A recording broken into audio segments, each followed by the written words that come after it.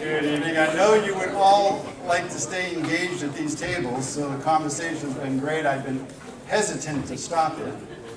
So we let it run a few minutes longer than normal because I saw how much everyone was enjoying it. So thank you all for being here.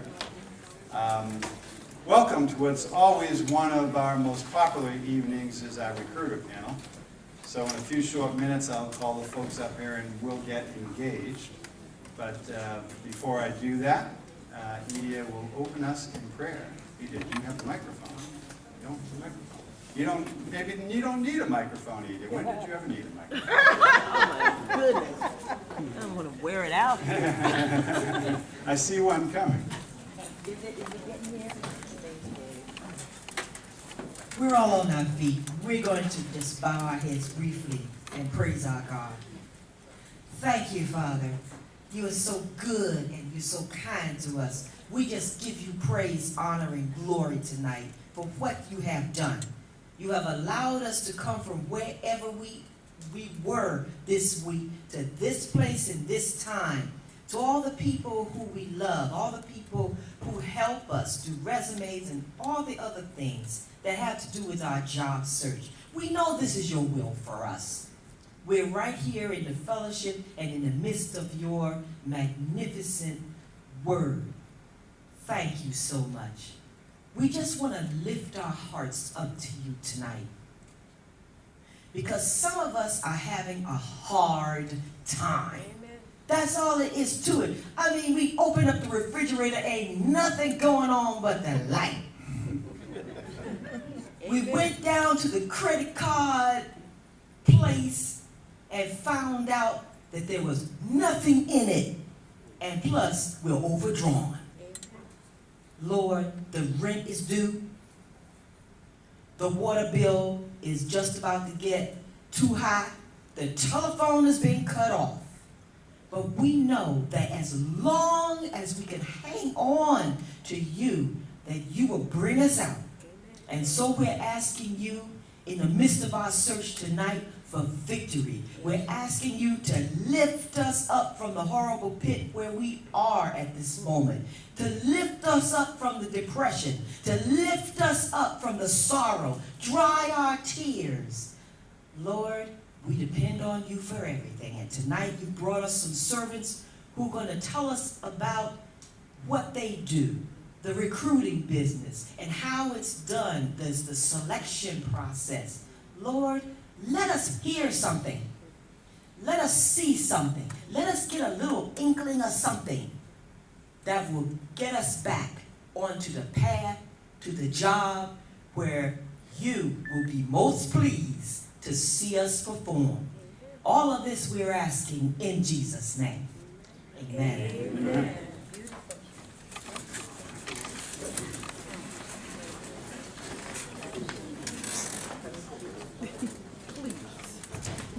Okay.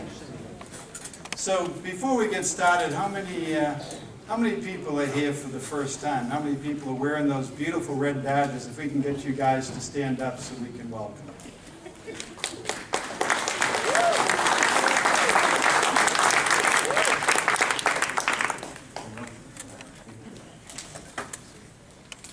Thank you for being here. Hope you'll enjoy the evening. Come back and visit us again. We look forward to continuing your service.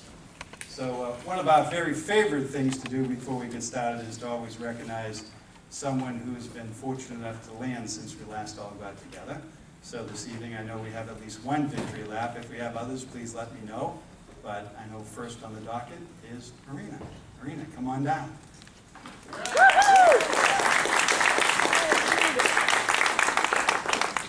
And I believe that's on. Thank you. Good evening, everyone. My name is Marina Charizis. I was laid off after 16 years with CA Technologies in May of 2013. While my package was excellent and the package eased the stress of the job loss, it took 1 year and a half, 16 months, many interviews before my funds and unemployment ran out. What was I doing wrong, I thought? I had a career coach, Bob. I had my friends here at CNM. I had friends, family, and most importantly, faith. Here at CMN, I learned about the elevator speech. Hi, I'm Marina, and I'm a catalyst. My success is in building winning teams and motivating people to achieve results beyond expectations. Execution focused with deep and broad corporation experience, including P&L and operations management, sales, pre-sales services, marketing, R&D, and technology analysis. Once I had mastered the elevator speech, came the stars. Situation, tactic, action, result. Marketing. What were the strengths, weaknesses, opportunities? These are the things that I've never heard of or thought of. I hadn't interviewed in 16 years. As I stand here in front of you, after interviewing 87 times, I landed a job with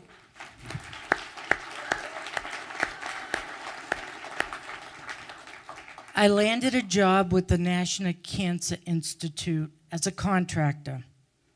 I'm working on social media and keeping the public informed of new developments and trials associated with cancer research. I'm enjoying my new career, and boy, did it come fast, and the opportunity to serve the public by keeping them informed, making a difference. Thank you to my CNM family. My advice is don't give up, persevere, and have faith. And the lessons learned, never give up, never stop looking, network, go out, network, go out. You never know who you will run into. There is a plan, and believe it, it just hasn't come to you. Just don't give up and have faith and persevere. Thank you to all of the supporters I've had here. Thank you, Marina. Okay. Well, if I can call our panelists up to the stage, we'll get started. So join me in welcoming them.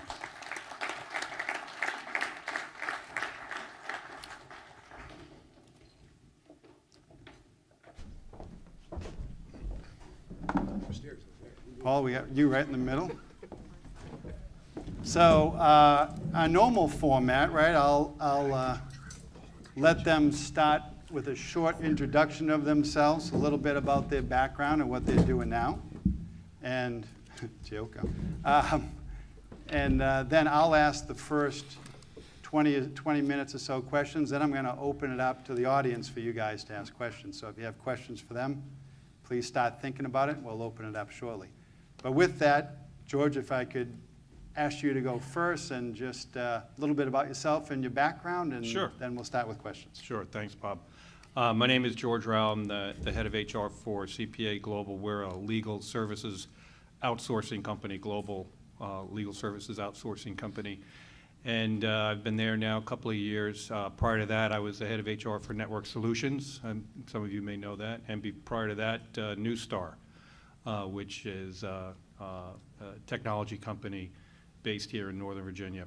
Been happy to have been associated with Bob now for the past couple of years, and it's so nice to see stories like the one we all just heard, and that's why I keep coming back, because you know, even if we can be making a little difference in your lives as you're going through this transition, it makes it all really worthwhile.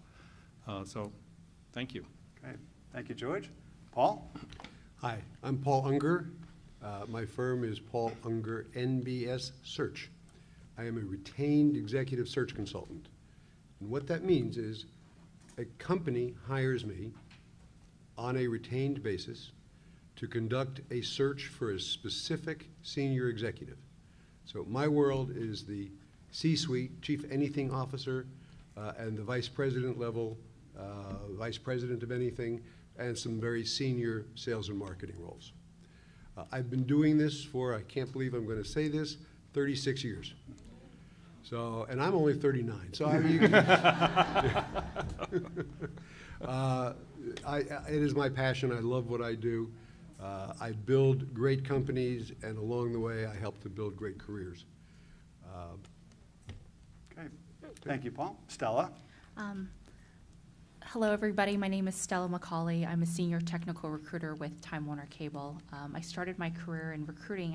Actually, Marina's story really resonates with me because coming out of college, I had a degree in HR and I just couldn't get my foot in the door, and everything just kept pointing me into the direction of recruiting. And finally, I said, "Okay, fine," and I became a recruiter.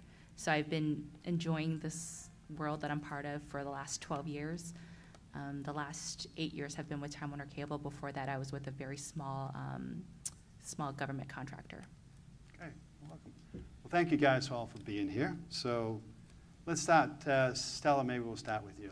Ladies first, so we'll come back the other way. So if, and I'm sure this has happened to all of us, where someone we know, whether it be a friend or a relative, goes through transition and asks you some of your personal advice as experts in the area. So what are some of the top tips you would share with somebody going through transition? A lot of what I've been helping with family members or friends is definitely saying, have your LinkedIn presence be your marketing tool out there. I can tell you as a recruiter, I am always on LinkedIn, but also my network in terms of my referral bases is where I find the best people. I can tell you about 30 to 35% of my hires do come from referrals. So, start talking to people that are in the industries that you want to get into. Start trying to find more information about the kind of jobs that you want. I think also part of it is doing your research. I think a lot of times what I find is that a lot of people just kind of want to jump in, and I understand that wanting to get that next job quickly, because we all have bills to pay, but sometimes, those moves have translated, and I've seen this, have translated into not such great career moves. Sometimes it's okay to move laterally or even take a step back if it will help you move forward. Good. And Stella, we're big fans of LinkedIn. Let's see, by show of hands, how many people are on LinkedIn? Yeah, so we're not only on LinkedIn, but Mark and John Foster teach a class every week across the hall, and we're big believers, and hopefully anyone who doesn't believe that's one of the most critical tools. We continue to hear it from everyone that we talk to. So thank you, Stella. Paul? When you say I'm in transition, it typically means you've lost your job. So the first thing that I say is take a step back, take a week, take whatever period of time, and really think about, why did I lose my job? Did I like my job? Was I happy? Because while this may be considered a negative experience in your life, you can turn it into a positive by thinking about, what do I really want to do next? And what do I need to do to get there? Maybe you loved your career. Maybe it was absolutely the thing you wanted to do, and you want to find the next job that's just like the one you had. But maybe not.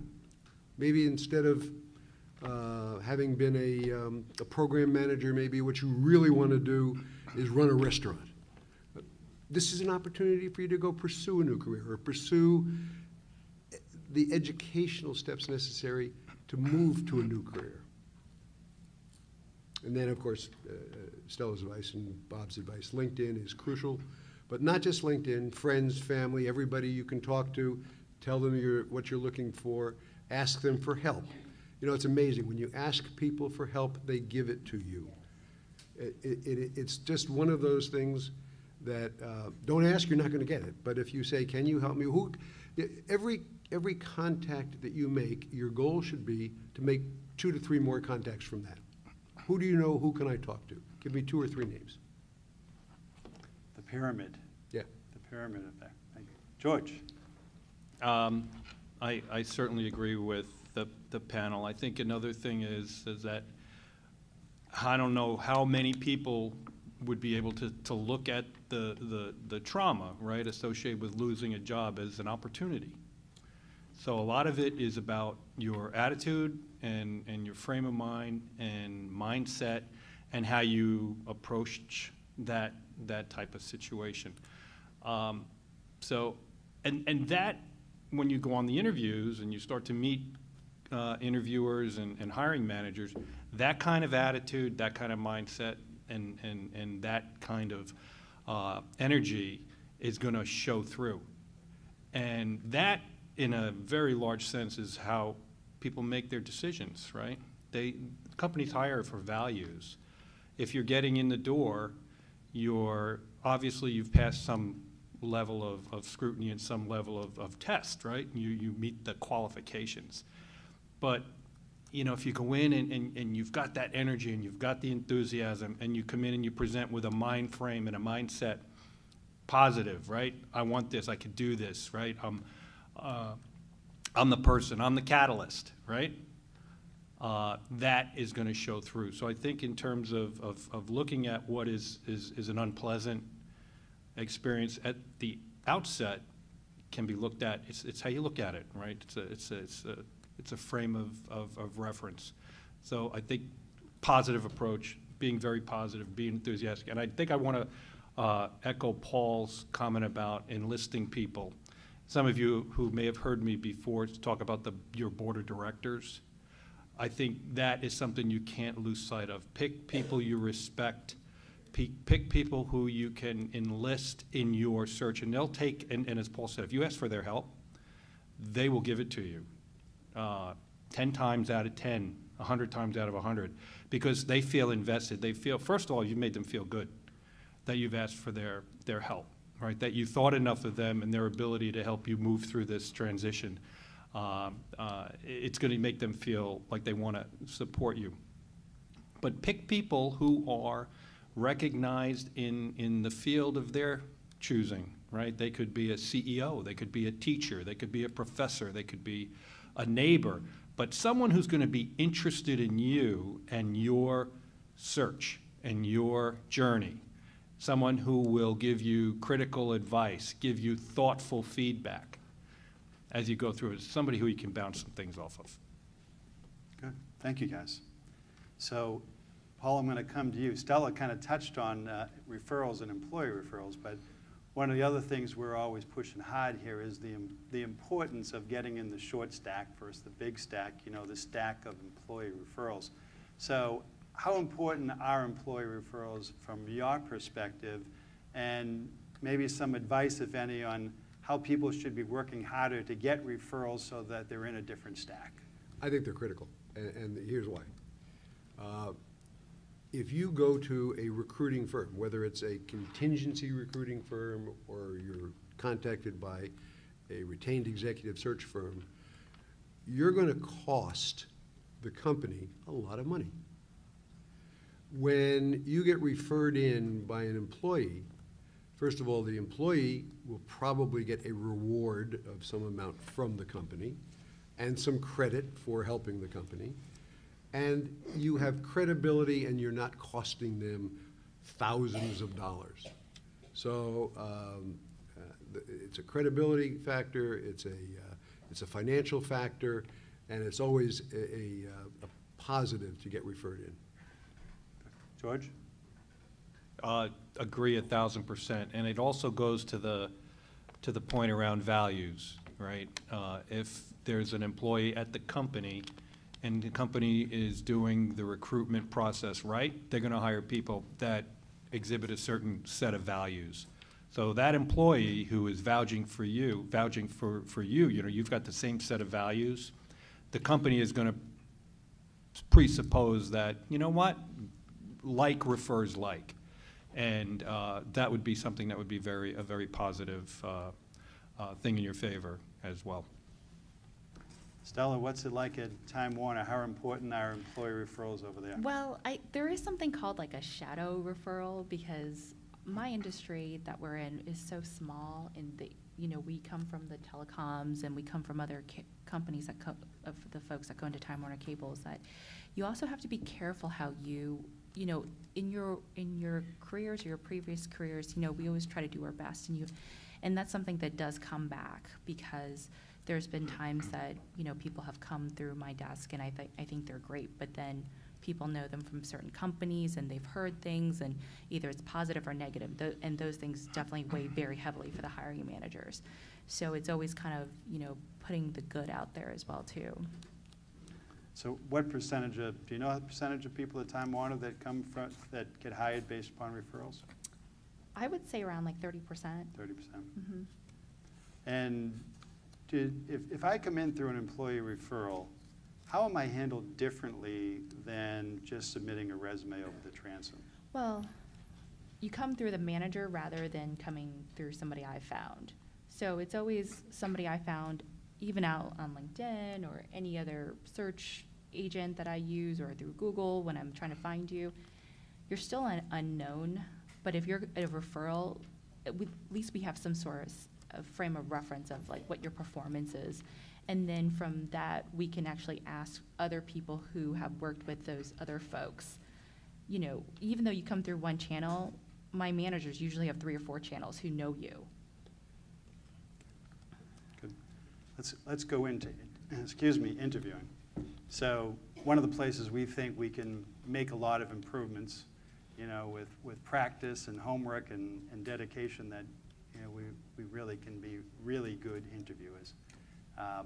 Tell me a little bit about interview styles for you guys. So maybe a couple things, George, if we could start with you. What's kind of the interview format at your company as far as how you guys interview? And then maybe, do you have a favorite question that you like to ask candidates? Well, we use a behavioral interviewing technique. Some companies use variations of that, but at its core, what it's doing is exploring how, right? How you do something or how you did something. It's not what you say you did, it's probing questions about your behavior and what you did, what was your role. Describe a situation, the interviewer is trying to put you in a situation that it's difficult to spin, right? They're asking you what you did. Because the behaviors are what are going to translate, that's what's going to follow you into the workforce, into the workplace, I should say. Not what you say during the interview, but how you behave as a person. And past behavior is usually a pretty good predictor of future behavior. So we use this behavioral technique, and we have some of the interviewers focus in on some of the values that we use. Collaboration would be one. How someone seizes the opportunity is another sort of value that we use. We have several, but then we'll compare notes about that, and we're not going to say what did they say. We're going to say, well, what did they demonstrate? What was their behavior? So that's it. My favorite question. I don't think I have a favorite question. I think going to Stella's point before about the referrals, an employer referral, you come in there and you're known, so the interview takes on a little bit different take, right? You're talking about, oh, how do you know so and so, blah. It's a more relaxed setting, right? You're going to feel, and I think in some cases it's a confidence builder, right? Because now you're not kind of the person in off the street who's trying to establish a relationship with this new company, right? People in this new, you feel like you've got some connection, and a good interviewer will use that to their advantage to relax you, right? And to have you open up, have a little bit more free-flowing dialogue. So I think in terms of a favorite question, I don't have one. Yeah, I don't have one. Got lots of them. Doesn't want to give it up. He's still holding it. We'll get it out of him next time. Stella. So the interview process, what I feel that sometimes people forget is that hiring managers are people. So you want to hire people who are similar to you. So a lot of what I think a successful interview usually is a very, you have chemistry. It's almost kind of like a date, where you're feeling the other person and you guys are on that same vibe, but then at the same time, like George. As George said, that interviewer will use that to his or her advantage and and really kind of use that to their advantage and start asking more probing questions. A lot of the questions that my hiring managers usually ask about is more, how quickly do you pick things up that, tell me about a time where you had a new project, you had no idea what to do, this was your end goal, how did you go about doing that? Because a lot of what we do is so niche and we're also, a lot of the roles that we have usually have, the person wears many hats. We want to know that we're going to hire somebody that if we give them a project, they're not going to just kind of need a lot of hand-holding. They want to know that you can pick things up, you can pick concepts up quickly, and you can just perform. So those are the type of questions that my hiring managers usually ask. And is it typically one-on-one, or are we talking panel interviews? It depends on the person. Some people most of the technical interviews are pretty grueling, I can tell you. Basically, a lot of my technical interviews are, give me an example of your work, and they basically grill you for an hour. And the thing is, they don't even care if the answer is wrong. They just want to see your thought process. Mm. That's the key, is that a lot of people are so nervous about trying to get the right answer, and sometimes you kind of trip yourself up. But really, most people want to know what your thought process is. Why did you do it that way? Tell me why. You have to defend it. And how many interviews might someone have to go through before they get hired? I try to encourage. We usually do a phone interview and then one interview, and sometimes the people bring them back to speak to their manager, depending on what kind of roles they are. But I try to limit it to 2. After 2, it's kind of maybe we haven't hit the right mark. I don't like to bring people in 3 or 4 or 5 times. That's just excessive. Okay, good. So Paul, you're looking at some pretty senior people here. What sort of interview process are you using? Well, and my situation's a little bit different in Yep. that Stella and George each have a company culture that they work within. They understand that culture. My job is first and foremost to go out and meet with my client and to learn not just about the requirements of the job, but the company culture, and then to tailor my interview to that company's needs and culture. And so my interviews vary from company to company and situation to situation. And of course, and I work across functionally each functional kind of a position. I use a modified behavioral type interview. In that true behavioral interviews can be very stressful. I try to make mine less stressful, more conversational, and I may jump around a bit. So I'll probe an area, and then I'll go on to something else, and then I'll come back and peel away another layer, and peel away another layer. But rather than spending 20 minutes on digging deeper and deeper and deeper, I'll come around back at it. In the end, what I do is I provide a written report on an individual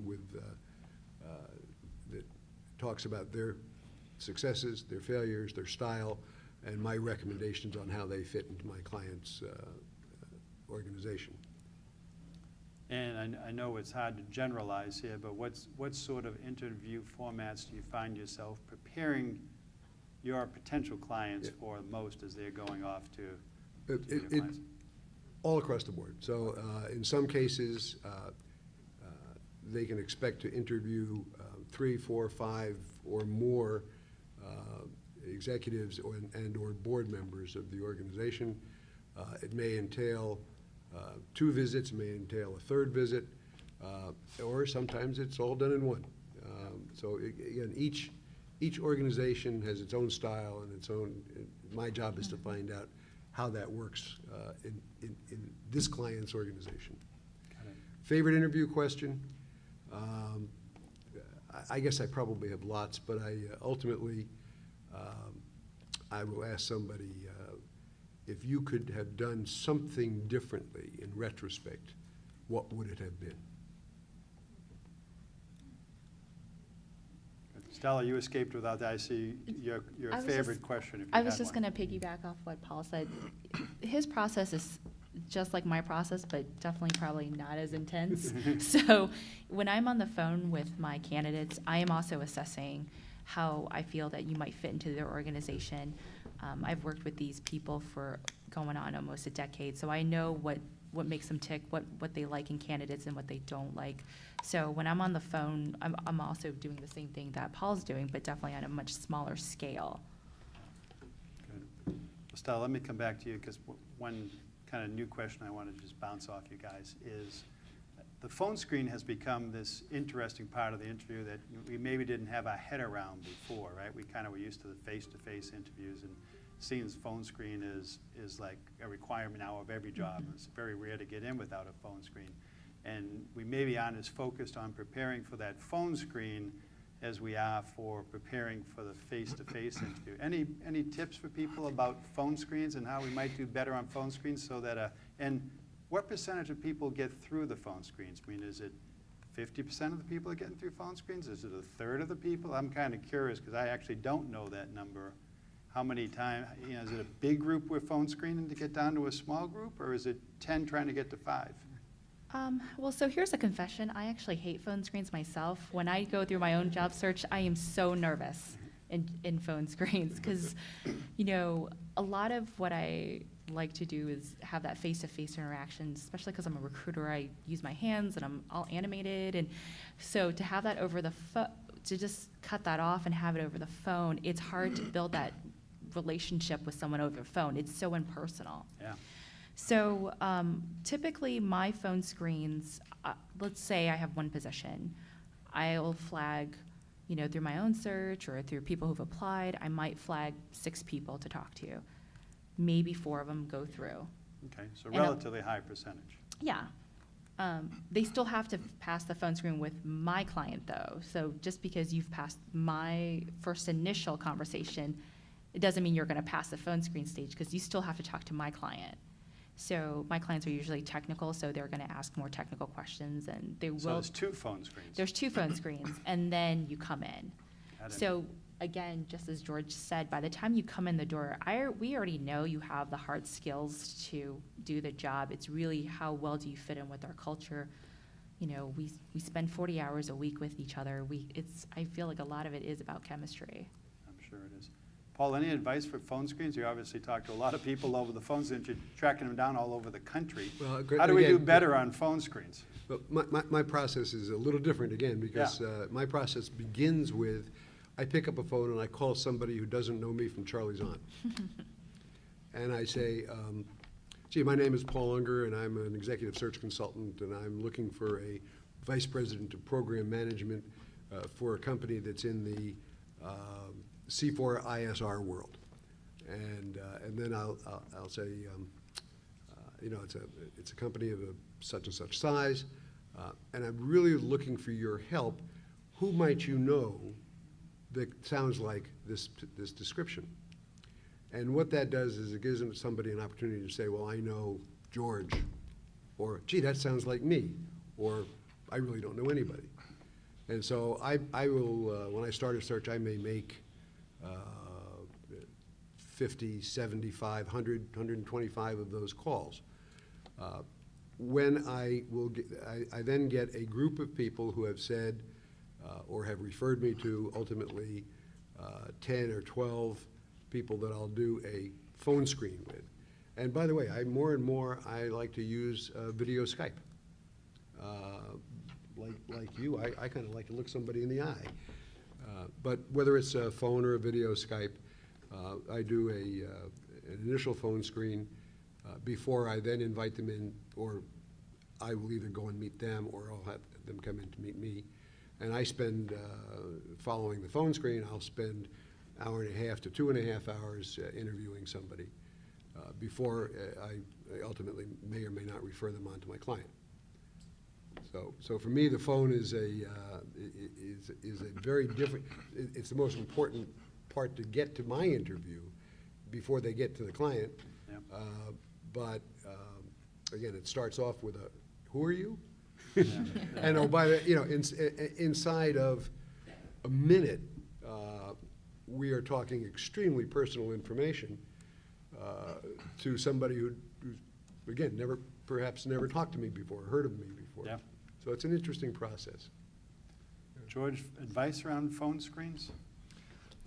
Yeah, the phone screen is probably only going to be about a half hour long, right? So I think to prepare for it, it's not going to be, you're not going to be chit-chatting. The questions are going to be quick, they'll probably be rapid fire, and they're going to be all around the job description. So my advice to you would be to really get familiar with the job, the role, the specifics of the role, and how it maps to your background, so that you can be real quick, that you're not surprised. They're probably not going to surprise you with, if, to Paul's point before, if you could have done something different, what would it be? That's not going to happen. That type of question isn't going to occur during the telephone screen. What they're doing is screening, right? They're going to go through a set of questions that they're giving everybody. They're not looking to make a hiring decision. Have they seen the position profile or position job description first? I would think, yeah. Yeah. They would know from the online, from wherever they saw the requirement posted, except in your situation, right? No, That would be no, different. 'cause You one- would send that. Yeah, once somebody says to me, yes, I could be interested, then I send out the full position profile. Then we do the phone screen. Right. Yeah. And I think in most cases, you guys will have seen the role because you're applying for it, We've already applied, right? But be familiar. I would just rehearse a little bit. I mean, you can't anticipate. I mean, you can anticipate the questions, but as long as you say, okay, that it's going to require, it's an accounting role, and I will have to have done, closed this, and I'm going to have to have done this. Okay, I did that. Just be comfortable and say, yep, I got it, and then you should be able to get through the phone screen with some confidence and certainly with some ease. Thank you. How about some of the better closing questions you've heard from people, right? So you've kind of gone through the interview process, and then you say generally to the candidate, do you have any questions for me? And some people stumble through that or ask you some pretty general things, whether it be benefits or otherwise, but kind of, some of the more impactful questions that you went, that was pretty good. How about if we start with you this time, George? I've had people ask me, about the culture. They want to know about the environment and what are you rewarded for? What does the business encourage? Almost all, not all, I shouldn't say all of them. Many of the candidates that I've spoken to have asked, what's the CEO like? What kind of a personality does he or she have? Because the environment, the business takes on the behavioral characteristics often of the leader of the business. So they'll ask questions like that. I don't like it when somebody says, do you have tuition reimbursement? Or do you? How much time do you have off? Yeah, what's your PTO policy? I mean, that's interesting information, but it's not what I consider appropriate at that stage. Okay. Stella, how about you? The most interesting questions have typically been, what are the expectations 3 to 6 months out? What's my growth? Again, because I'm in a technical field, what sort of technologies are you going to be working on? What sort of projects? Because a lot of times, and I'm sure if you guys are in tech, if you stay in the old technology, your skills become stale, and unfortunately, you find yourselves in a situation where your position can be outsourced. So a lot of the engineers, the software developers I talk to, or some of the network engineers, they want to know how cutting edge is your technology? Tell me about it. So those are the most interesting questions I've received. Okay. Paul? similar. I want to hear somebody ask me, by what standards will I be judged a success? I mean, that, and again, to echo the, please, in a first meeting, whether it's with a recruiter, a manager, a human resources person, don't ask about benefits. Don't even ask about salary. Ask about the job. Find out that it's something that you think you're interested in. Get in front of the company, and on perhaps the end of the last interview, or the interview with human resources, or the second interview, start talking about salary. Let them tell you about benefits. Make a match first. Fall in love first. The rest falls in place. You know, I think it's also an opportunity for you to maybe not ask questions, but to reiterate something that you want to make sure you get across to the recruiter, or to clarify a point. I mean, you're sitting there, there's an exchange going on even without the words, right? So you're going to say something, and you may look at the recruiter, and the recruiter's got this look on their face, but they're speaking very pleasantly, and but you're like, oh, wow, I don't think they got that. So tuck that away, because at the end when they say, do you have any questions? Sure, ask your questions, but then you might also come back and say, hey, you know, there's something I want to clarify about a response I gave earlier. So be alert for those kind of cues. And then also just take the opportunity to say, hey, you missed this part of my career. I think this is relevant. It's your time to do that. Good. So some of the people in our audience have gray hair like mine, and so they're feeling a little bit 50 or 55 plus that age could be a negative as they're going through this process. So how about some advice around that issue for people who feel like age is potentially an issue as they're going through the interview process, and how they best deal with that to, if not eliminate it, limit it. So how about we start with you, Paul? It's relative. So it all depends. And I'm going to give you the truth, all right, because there's a lot of liability issues around companies saying, well, not sure I want to employ you. So here's the truth. It depends on the company. It depends on your experience. It depends on the relevancy that you bring. It depends on your attitude. It depends on how you interview. Are you sitting at the front of the chair? Are you looking like you're energetic, or are you looking tired? How are you dressed? What is your first impression? How well do you speak? All of these things go into whether 55 or 56 or 49 is important. The other thing is, what's the environment that you're interviewing for? If you're going in to talk to a startup in application development, and everybody in the place is 23 to 27,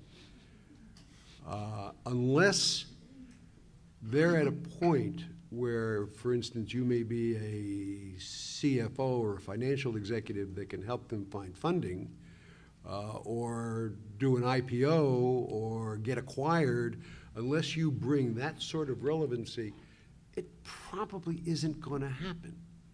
So you really need to look at the kind of a company that you're going to.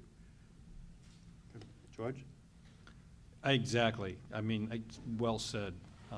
Companies are looking for folks who have a fire in the belly, right? And if you are fair or unfair, I think there might be that perception that, oh boy, here comes somebody, maybe they don't have the fire in the belly. That's why the behavioral interviewing and the behavior, so if you go in there with a great attitude, that's gonna lead, right? That's gonna be in front of you. And it's a state of mind, right? It's really irrelevant. It's only relevant to the extent you make it relevant. You're in there because they already know from looking at your resume that you're in this range, right? If you've got any kind of dates on your resume, a recruiter will be, but they brought you in, right?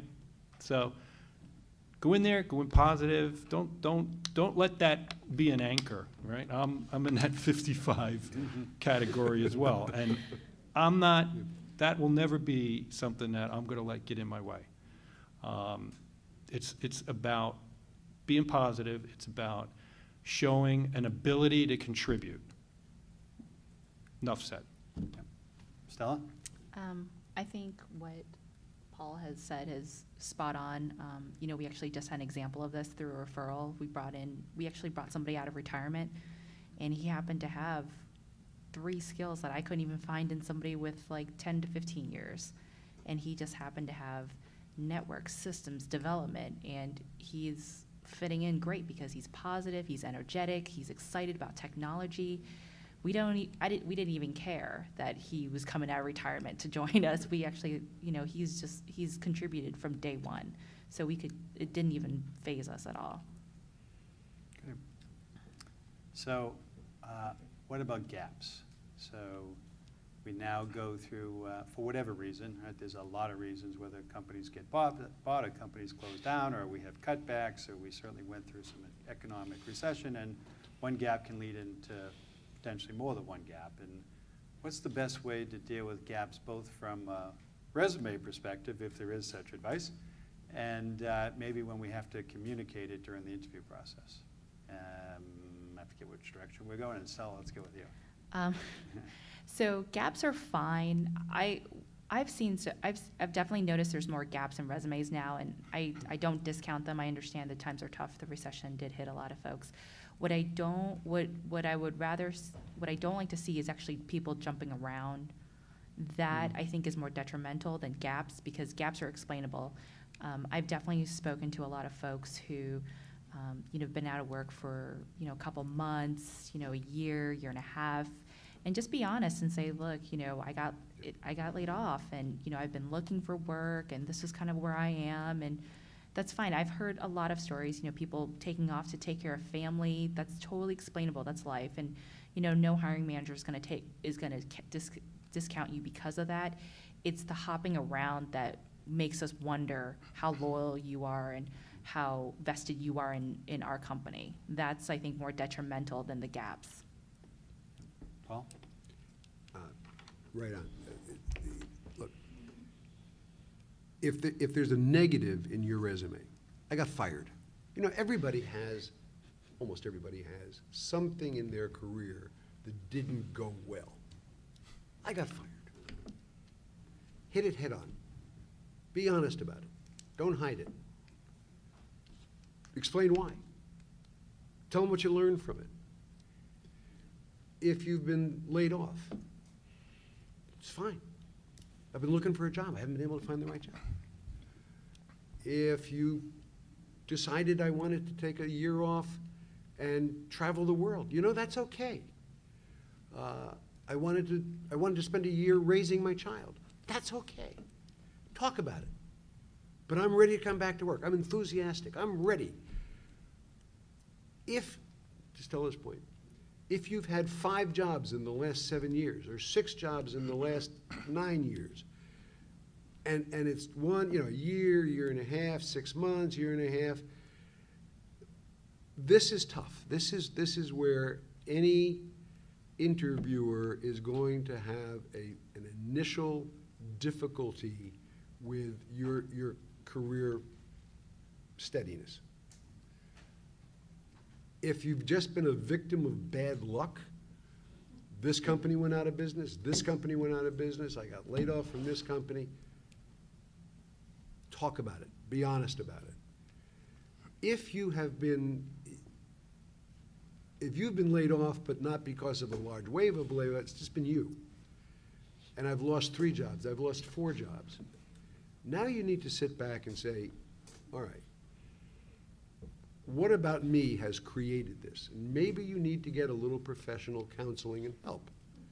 Maybe you need to have people give you feedback in terms of what about my work style didn't work?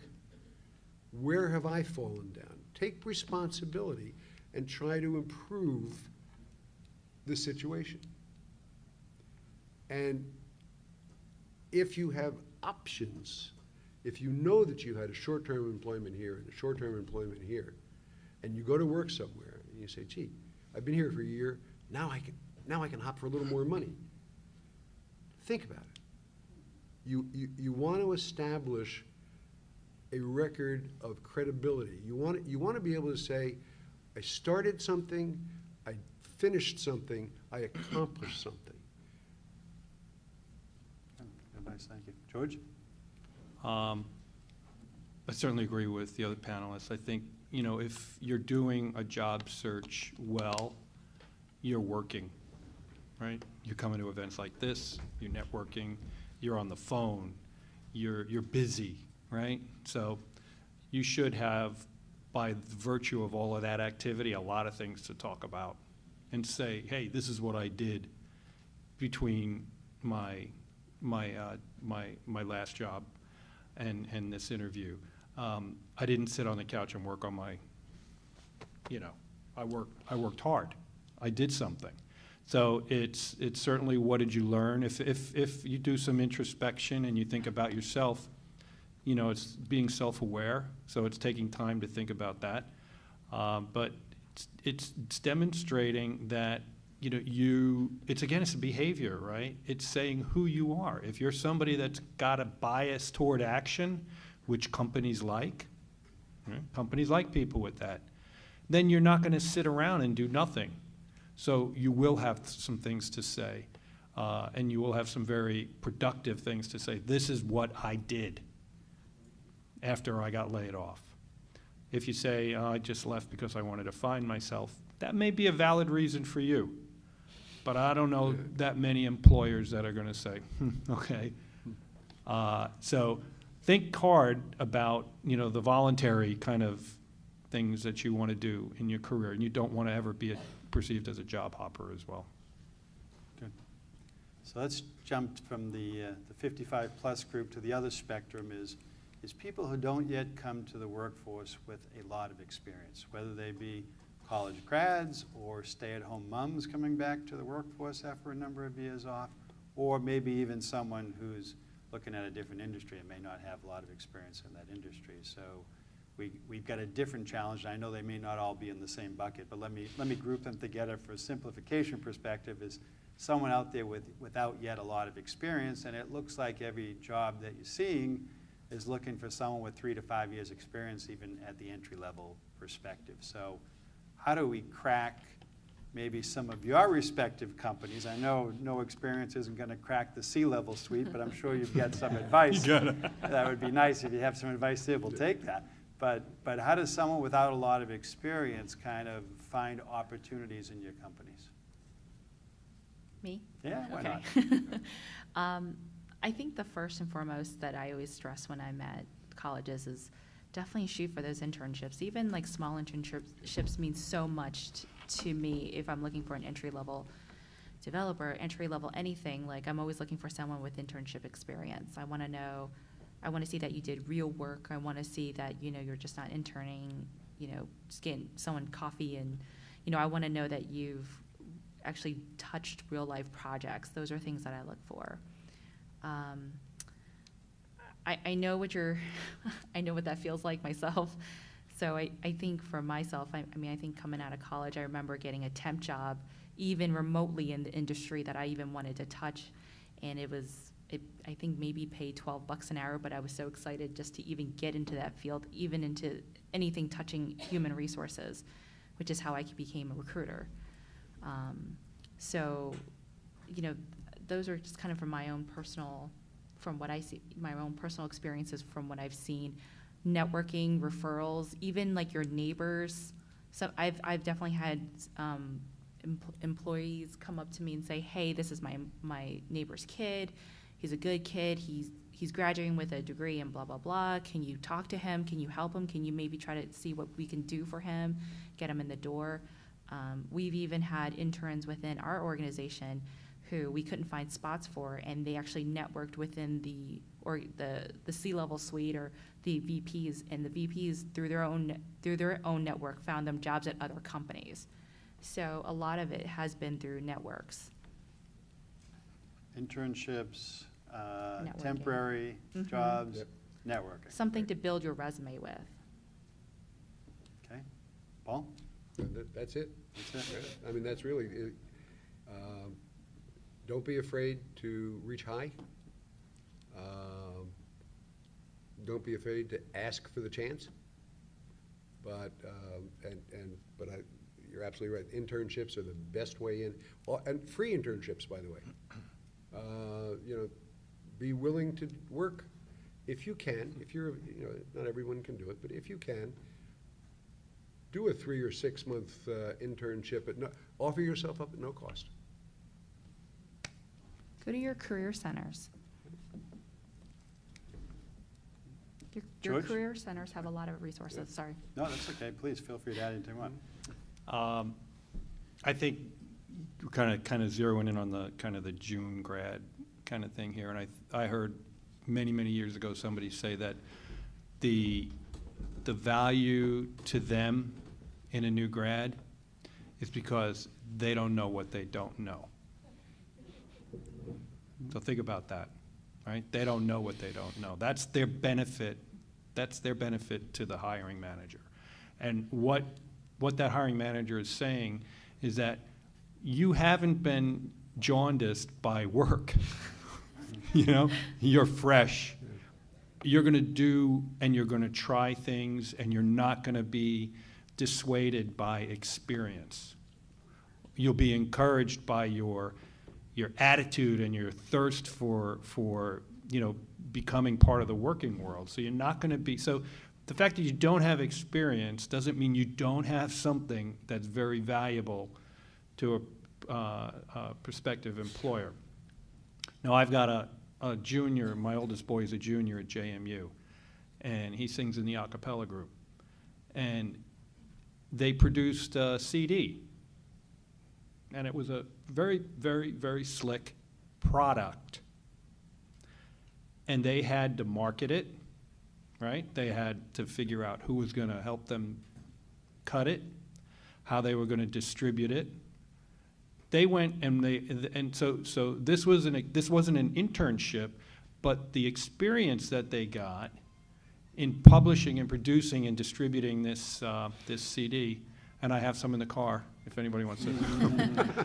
The experience they gained by doing that was as valuable as an internship. They produced a product, and they enlisted the services and the expertise of the folks in the School of Business and other experts to help them accomplish this. So there are opportunities where you don't see them, right?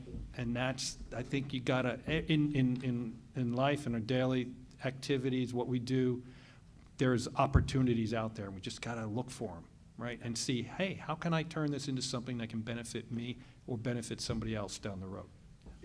Just to add one thing, if you, the June grad, if you had no corporate experience, but you worked your way through school, you babysat, you lifeguarded, you did pool work, you delivered papers, but those experiences go into showing industriousness. They go into showing that this is a person who wants to work, wants to earn their money.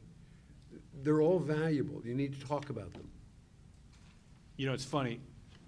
In all of my years of experience, I haven't ever heard a hiring manager or someone in a managerial role to say that a June grad they didn't talk about how well they did, what they brought in terms of knowledge to the business and technical, you know what they would say? Man, they got a great attitude. Yeah. They're hardworking, they're enthusiastic, they're intellectually curious, they want to learn. That's what they say about June grads, right? 2 years, 3 years down the road. And then it becomes, all right, now, you know, you got to start producing. And they'll talk about you differently. But a June grad, they're talking about your energy, your enthusiasm, and your thought process and what you think, how you think about the job. So that the fact that you have no experience, it's not a killer. So last question for me before I open it up to the audience. So how does someone deal with being perceived as overqualified? So we've shot high, right? But as we keep shooting high and maybe financial resources are getting tighter, we're shooting low. And, you know, maybe the first shot low doesn't look too much different. Maybe that second shot low now is we're trying to expand the horizons because we didn't get enough bites at the top of the pyramid. And now we got a challenge where we may be perceived as overqualified. How do we deal with being overqualified and that perception, assuming we got to get into the door, right? So we're into the door now, and we're having a conversation, and it's going through your mind, obviously, that I used to be a vice president of finance, George, and now I'm looking at, you know, accounting manager or something like that. How do I best deal with that to get over the perception of overqualified? That's a tough question, and unfortunately, I don't know that there's an easy answer for it, because you're dealing with perception, right? You're dealing with a recruiter and the hiring manager's perception. So your job is to somehow influence that, and not sound like you're trying to fit your response to meet the needs of the interviewer. You know that. You know, I'm trying to put myself in that situation. How I would handle that. I'm here. Maybe I don't. I'm here, right, for this interview. I know that I've done some things in my past that have exceeded and been beyond what this job requires, which makes me perfectly qualified, right? Because I've done it. And this is how you want to focus on the job at hand, right? You also want to, you might want to say in that same kind of context, say, and you know what, I can do this, and this is how I can do it. I'll hit the ground running, and you know, I have the ability, the demonstrated ability, to take on more, and I'd be able to take on more very quickly. So my contribution's immediate, and my potential is even greater because of what I've done in the past. Now, I don't know if that's a good answer or not, but It's pretty good. So, Paul? It is a very tough question, but it's something that a lot of people face. If you can get in the door, and that's the big if, then your personality and enthusiasm will help a lot. I think what you want to focus on is what parts of the job you love. All right, so I got to be a director of this or that. And you know, I enjoyed being a director, but what I really, really enjoyed was the day-to-day activity of interfacing with the customer, or the day-to-day activity of making something work, or of engineering something, or whatever it is your passion was, whatever got you into it. And yes, I succeeded, and I'll succeed again. The biggest issue that hiring authorities will deal with is this person going to stay, or are they just going to be temporary until the next promotional opportunity comes along? And that's what you're going to have to deal with. So if you can convince them that, you know what, I'm ready. Let me earn my stripes here. I'm not going to jump for the next opportunity. Then you have a shot. I was going to ask that. You said it right at the end there, whether you think we need to proactively address our commitment to be a longer-term player. Bob, I'm of the opinion that any negative you address head-on. I don't care what it is. If you got fired, if you're downsizing, if you're whatever it is, you want to address it head-on, explain it, and you convince them that I'm ready to either make the next move or correct what I did wrong or whatever. Stella, so overqualified. I've heard some good pieces of trying to convince you here, and how am I going to do with you and your managers to give me that bite at the apple? You know what I would say? I would say build that relationship with your recruiter so they become an advocate for you. That's something I've definitely done for people that I've brought on. I've definitely been an advocate for them because, as Paul has said, they really, a lot of the pushback I receive from my hiring managers is, well, they're only going to stay for 6 months, and then once that 6-month clock stops, which is kind of like our policy to move on, they're just going to go for that senior director or director job. They're like, I've seen it before, it's going to happen to me again. So that's the pushback I get. So a lot of that is, I have to kind of coax them and talk, I have a lot of conversations with my hiring managers where I'm trying to coax them and, because I have a really good relationship with my candidates too. And if I really like you, I'm definitely going to be an advocate for you and say, no, we've had long conversations about this. I don't think this is the person who's going to do this. So I put my name on you too. I put the weight of my name behind, this is a good hire. This is a good hire. Work the recruiter. Good. Those are good answers. How about a interim round of applause?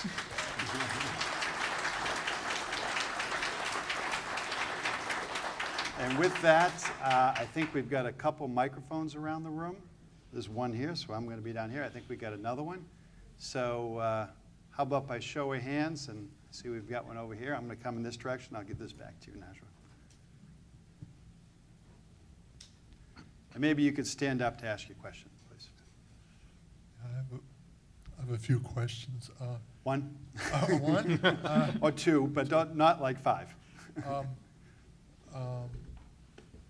George, I was wondering if you don't have like a favorite interview question, do you have a favorite core value or behavior that indicates that favorite core value? Yeah, it's a good question. There's probably a couple. Because it makes the business work better, I look for collaboration.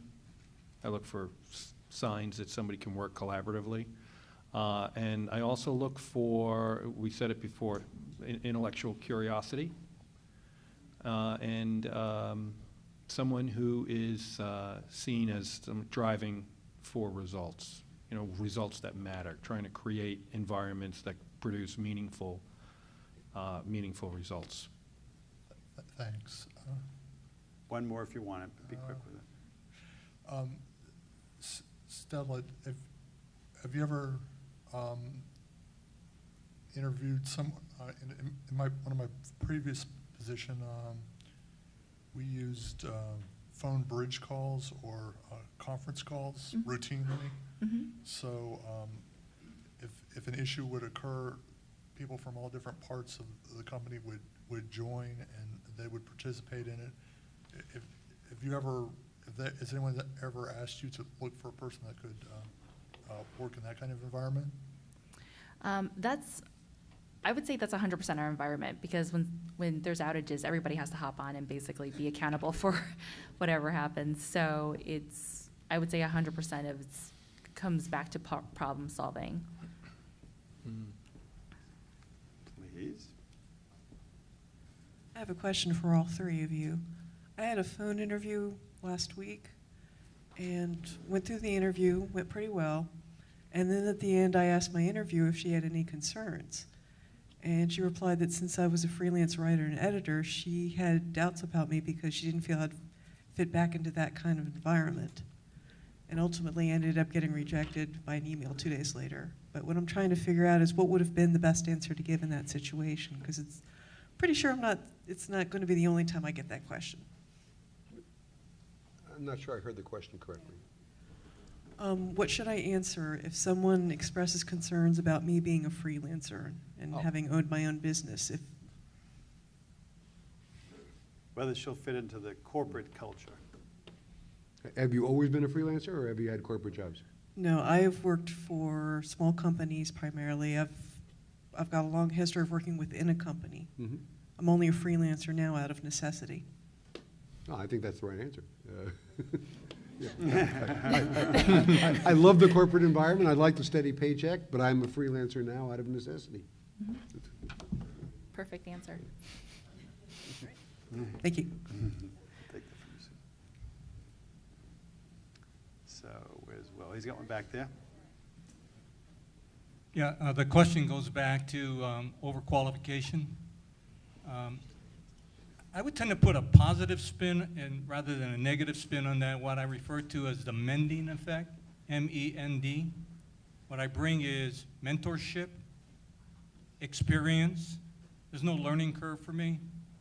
Networking, the multitude of contacts that I have that I can bring to the workplace, and dialogue. I can talk to anybody from the ground pounder level up to the CEO. What's wrong with that? Absolutely nothing.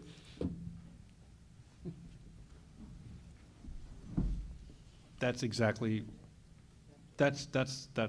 right. I mean, that's what experience. It's the essence of experience, right? You're comfortable. You're confident. You're comfortable in your own skin. You're not trying to impress anybody.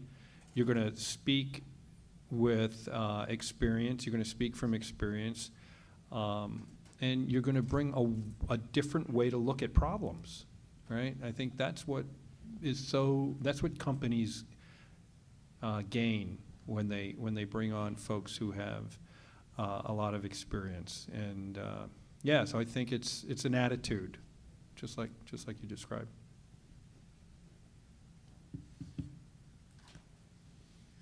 Hi. I am a consultant, and I'm a consultant. I enjoy doing that. And a lot of people who are overqualified, they'll ask me, well, how do I move towards that area? And in some cases, they will interview for a job, and they won't get the job because they want too much money, or the company feels like they can't meet their salary requirements.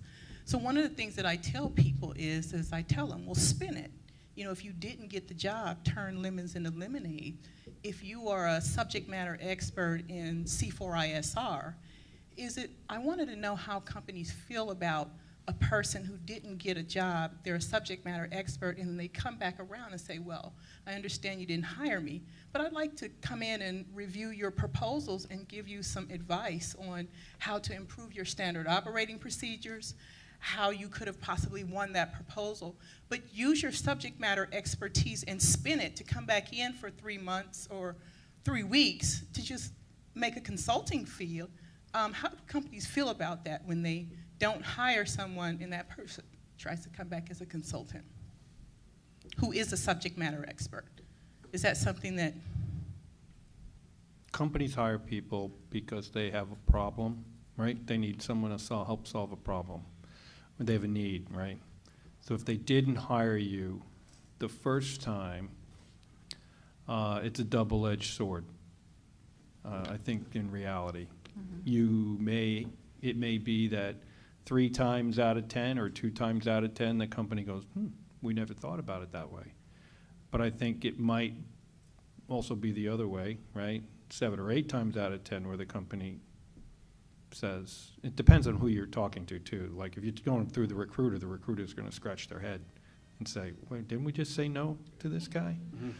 If you get to the hiring manager now and there's a different sort of a dialogue there, then the chances, I think, are greater, especially if you had established a good dialogue and the reasons for not selecting you understand, right?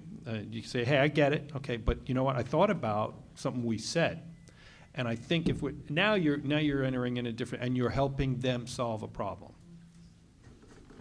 Look, the sad truth is, it's very difficult to get a straight answer as to why you didn't get the job. Mm-hmm. Right? It's difficult because everybody's afraid of liability. Everybody's afraid of getting sued. Everybody's afraid of telling you the truth. And there's not much that's going to change that. I like your approach. It may not work, mm-hmm. but I like it. And you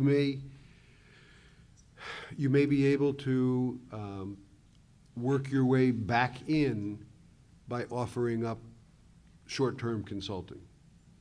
Again, whether that would work 2 out of 10 times or 3 out of 10 times, I don't know. But anything's worth the try. Right? So, yeah, I mean, what the heck? Nothing ventured, nothing gained. The other thing I would tell you, the other dirty little secret about hiring is that in most cases, it comes down to about 55% qualifications, and the rest is all chemistry. Did you click? Did they like you? Do you like them? Do you think, did they think you'd fit the environment? It's chemistry, all right? Now, nobody's gonna tell you that, but that's the hiring process. So to go on about the consulting, so it's kind of flipped for us. Most of the time, if we really like the consultant, we want you in the company in the first place. So they'll actually have me engage you to talk about wanting to become an employee, full-time employee.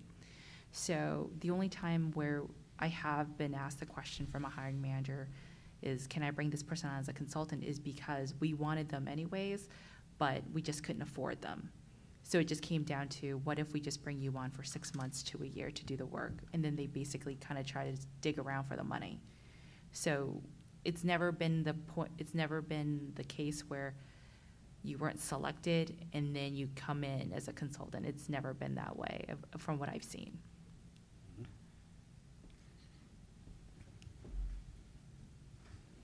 Good evening, and thank you so much, all three of you, for your time and your expertise in coming to share with us tonight. Really appreciate that. I'm in one of the categories that Bob referred to as a person who doesn't have a lot of experience in the field that I want to go into. I'm a transitioning veteran, and I have been a professional singer for the last 26 years in the premier military courses in the Washington, D.C. area. And in that experience, I've been able to do lots of amazing things. But I'm seeking transition, and I don't really have time for internships. I've got a wife, I've got 3 kids, one of them with autism, and but I'm in preparation for my transition from the military. I sought out PMP certification, was able to get that. I'm also looking at other training opportunities, agile methodologies and Scrum and ITIL and Lean Six Sigma. So the first question is, does training, is that something else that recruiters look for? Somebody who's eager and ambitious and wants to learn so that they can be a major contributor, hitting the ground running when they hit a company to be hired for. And the second question is, I've come across a lot of, applied for a lot of jobs, and I keep on seeing, gender. Are you male? Are you female? Or what race are you? And are you a veteran, or are you a disabled veteran? Is it wise to say, that you don't wish to specify what your race is, what your gender is, what your veteran status is, or what your disability is? No. So those are 2 questions for you. Training and those screening processes on the job sites. I always subscribed, and I think a lot of the companies subscribe to this, you hire for values, you train for skills. So, it sounds like you've probably got, through your service to the country, a set of values, right, that any company would want to embrace and have become part of their environment, right? So I think, and thank you, right, for what you've done for us. And I think that the techniques that were described earlier, doesn't matter where you are necessarily on the age or that continuum, because it's about the what, right? It's I don't have experience, so you know what? I'll come in there and I'll do this for nothing. I'll do this, I'll volunteer, I will take an internship. You could play that off as saying, hey, I'm not your typical intern, right? I've got 20 years of military background.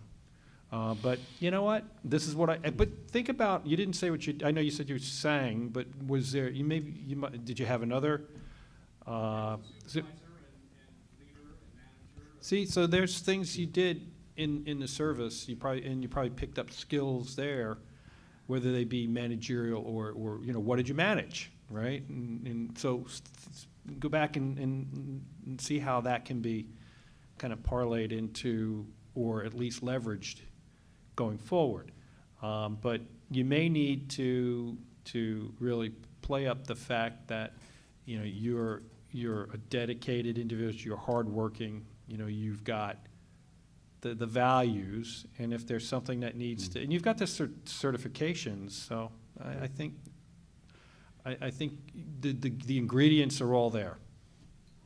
Yeah, look, first of all, you've got personality, and that counts for a lot.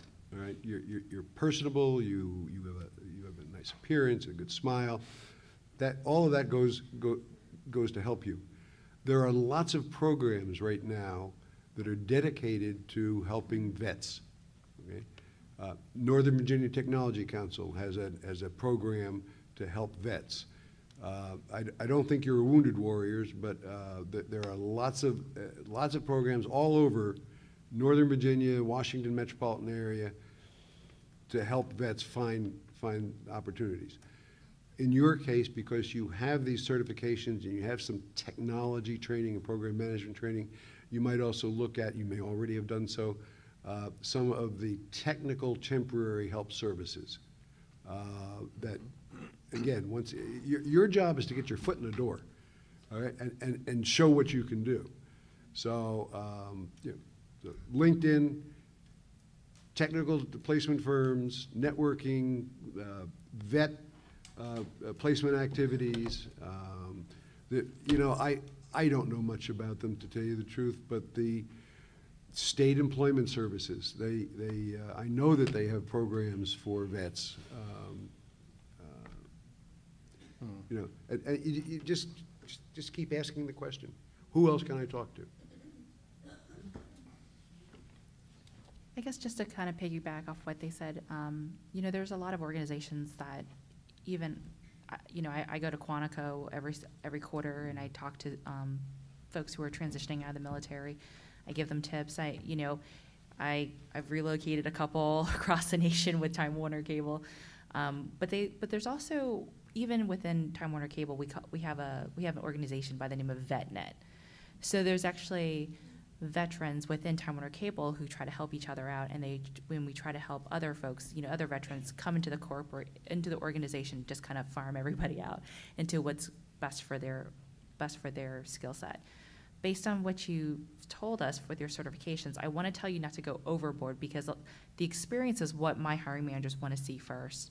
So that temp job, I want to tell you, I actually started at my organization as a temp. I was a contractor for 3 months, and then I became 8 years. So those is just, again, getting your foot in the door and showing what you can do.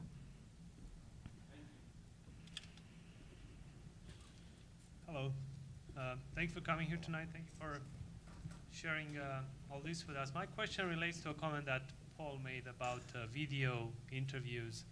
At first sight, video interviews and in-person interviews may be the same, but can you comment, maybe all of you, if you have experience with that, about differences between the two and what you expect or what you notice that is different in a video interview? May that be related to, I don't know, background or anything else? That would be appreciated. Thank you. A video interview typically is a preliminary interview. It's not it will almost definitely not be your final interview. But it just takes the telephone screen up one level. If I can look you in the eye, if I can see your expressions, if I can see, again, if you're showing enthusiasm, if you're animated, I can't see that on the phone. I can only hear it in your voice. But if I can see you, all right, then that just takes it up a level and give me better information on wanting to invite you in.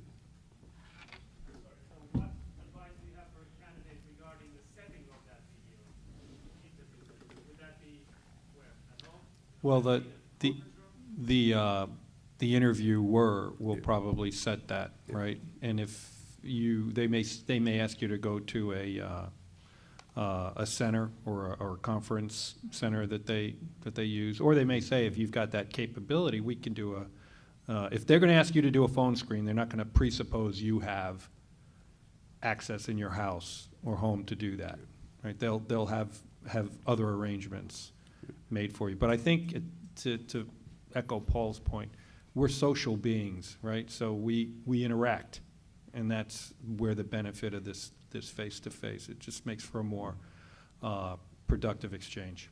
If you have a current laptop, a current computer, a current notebook, an iPad, you can do Skype video interviewing.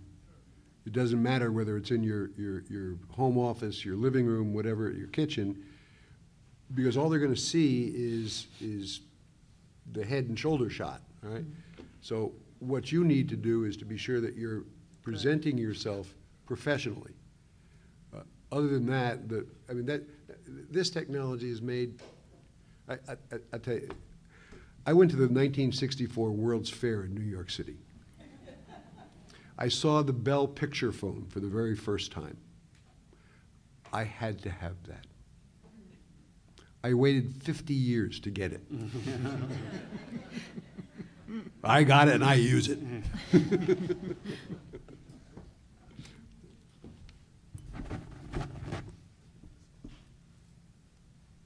Hi, thank you for coming, and thank you for your tips. My name is Rusty Nikolic, and I'm a foreigner who recently moved here. And actually, I would need your help to understand how I should present myself, because Stella has mentioned something that really happened in my life. When you see my resume, you will see that I was jumping a lot, but at the same time, I was increasing in my career. So based on that, I know it's awkward a little bit, but what could be your tips to me to present myself here and finally get the job where I can give a lot? Thank you. So here's another confession. Early in my career, I was a job hopper too. So I actually just put under in my resume reason for leaving, and I was, as Paul said, just straight up and honest. I left for growth opportunity. I left for this, I left for that. So it's all there on my resume. So when people called me and asked me, I basically reiterated something that was already on my resume, that it just pays to be honest. I mean, don't beat around the bush, just go ahead and just be straight up and honest and say, this is the reason why I left, and this is what happened, and this is what I learned from it. And say it was either a good move or it was a bad move, and just kind of, as a recruiter, I'm just having a conversation with you. I'm not trying to trip you up. I'm not trying to do any of that. I'm trying to assess. So don't think that, like, as a recruiter, I'm just kind of like out to get you. I really just want to learn more about you.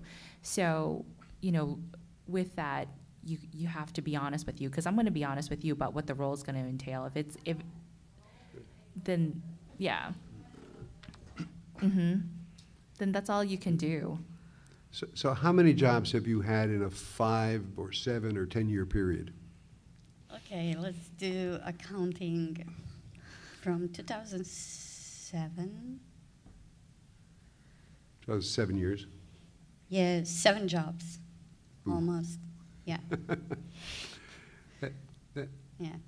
In a few of them, I make a choice. At the end, I was laid off, even though I saved a lot of money to those companies.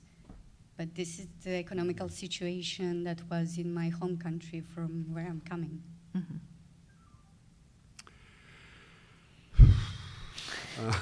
Well, I don't think the recruiter is going to ask you why you job hopped, right? That's not going to be their question. They're going to ask you to tell them about your movement, right, from job to job. They're going to ask you what you learned, what was your thought process for making those moves, right? Did you make the choice? Were the choices made for you? Sounds like you made the choices, and you've been able to make improvement. I don't think that's a strategy you want to continue to employ, right? You're going to reach some diminishing returns. So you've been fortunate. And I think your next opportunity will, again, explain what you learned and the thought process and for each of those moves, and then maybe, you know, hang in there, hang in at the next place as long as you can. You know, there's lots of different styles of resume. I like to see a very straightforward, reverse chronology, accomplishment-oriented resume. There's something called a functional resume. I hate it. I do too. But sometimes, when you have a situation like yours, using a functional resume to get your foot in the door might be helpful to you.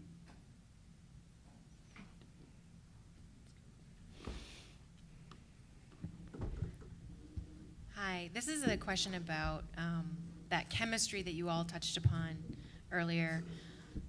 What would you say to someone who is generally a really enthusiastic person, really energetic, but whenever I actually get into an interview, I sort of freeze up, especially in a situation where you're maybe in a panel interview and there's multiple people and it's made clear that there's limited time, so there's maybe not as much chance to form a personal connection with people? Because how much of that nervousness are interviewers really able to see as just being nervousness and trying to be professional versus, oh, this person is really boring and kind of sedate?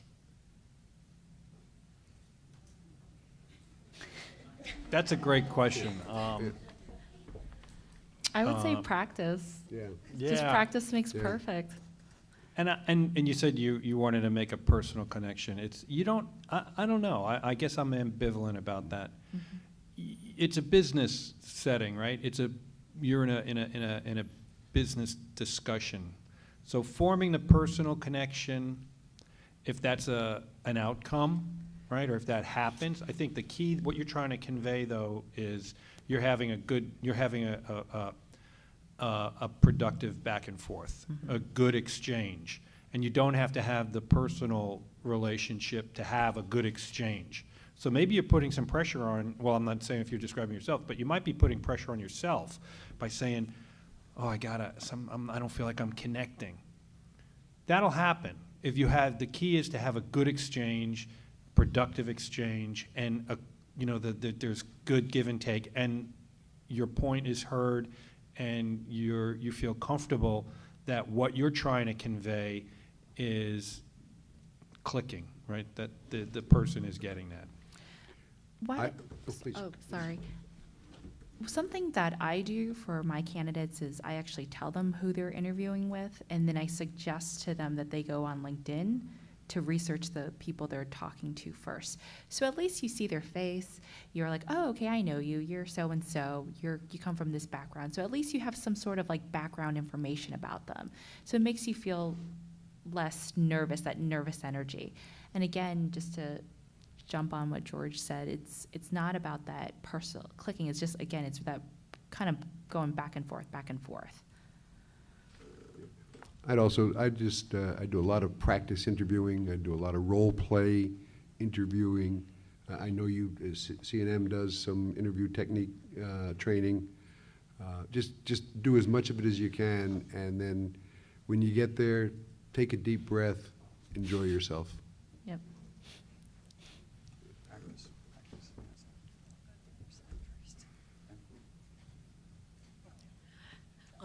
I'd like to ask a question about, what if you've been self-employed for a long time and your goal is to get back inside an organization, and they look at your resume and they view you as a sort of entrepreneurial maverick type and perhaps not someone who would necessarily fit into a corporation?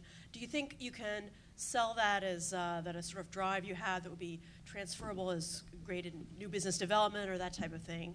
I wonder how you might handle that situation. Thank you. Companies want entrepreneurial spirit. Inside the company, innovation, and people who do that, they're called intrapreneurs. And that is what companies want in return for hiring.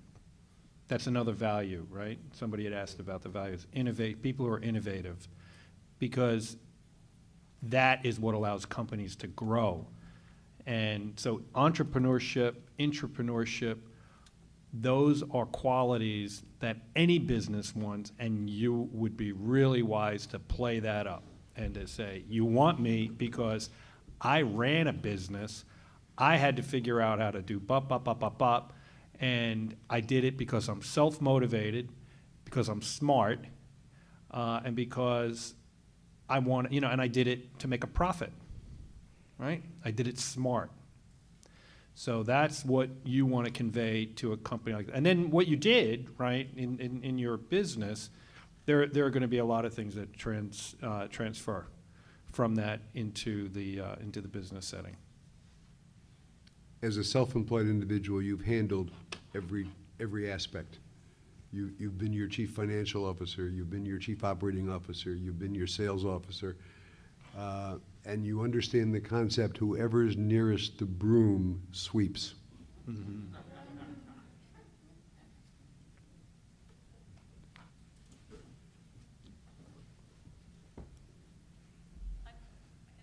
This is going to be our last question, guys. This will be the last Okay. question tonight. As an example, and other people might relate to it, I had a phone interview this morning, and it wasn't like my top favorite job, but everybody says don't turn down an interview. So I took it, and what do you do when literally the interviewer on the phone asks a question and you can't remember having done that particular thing? I assume, like with your resume, you don't lie, but do you just say straight out, I just can't remember doing that particular activity, or what would you suggest? Was that something you wrote on your resume? No, it was something that had to do with that particular job, and I hadn't done it's like Marine Corps Force Protection Program Analyst, supporting ONR. And, I had worked at DARPA, I had worked at JIDO, I had done, and Navy IPO. But he said, tell me an example of bringing a project all the way to, from beginning stages to the end stage where it might transition to a service. I really didn't do that. But I had done kind of similar things. Well, that's what, yeah. That's what that's I would exactly what, yeah. Gee, I really haven't done that exact thing, but let me tell you about the things that I've done that are similar. Mm-hmm. Yeah. And it may be that nobody out there has done that, So if you would have given him an answer, he would have went. So yeah, that's the way to do it. Guess we're going to take one more. Well, thank you. I think this will benefit a lot of the people. We'll see how much it's used. I had a phone interview last week. Went quite well, I thought. Looks to be a good company. The person on the end of the phone apparently was, it wasn't a hiring manager, it was the network team. It wasn't from HR or recruiter, so I was really shocked.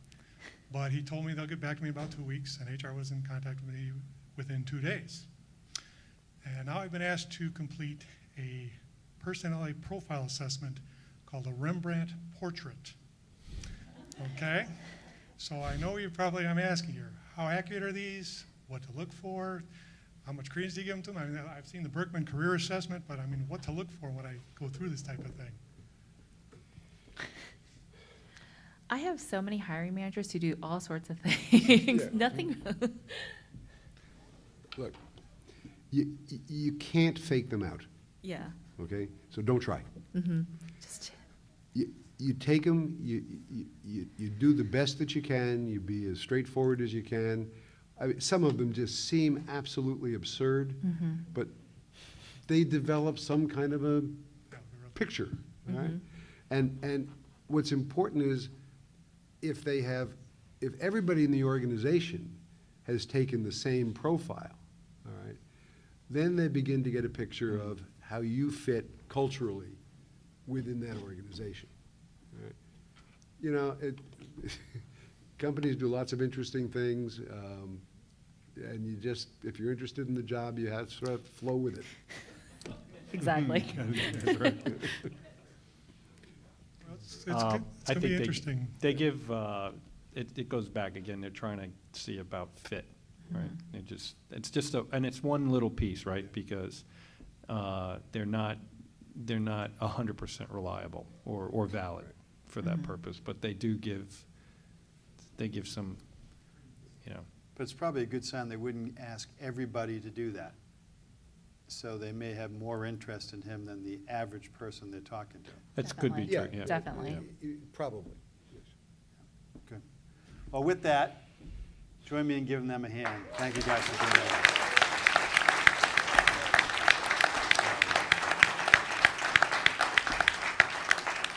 Maybe if anyone wants to say hello, you'll get a chance to do that before they depart. Next week, we have Dave Sherman flying in from Arizona. Dave's a networking expert. He's been here before. He is really energetic. You will enjoy him. So come prepared. He will challenge you to deliver your elevated pitches.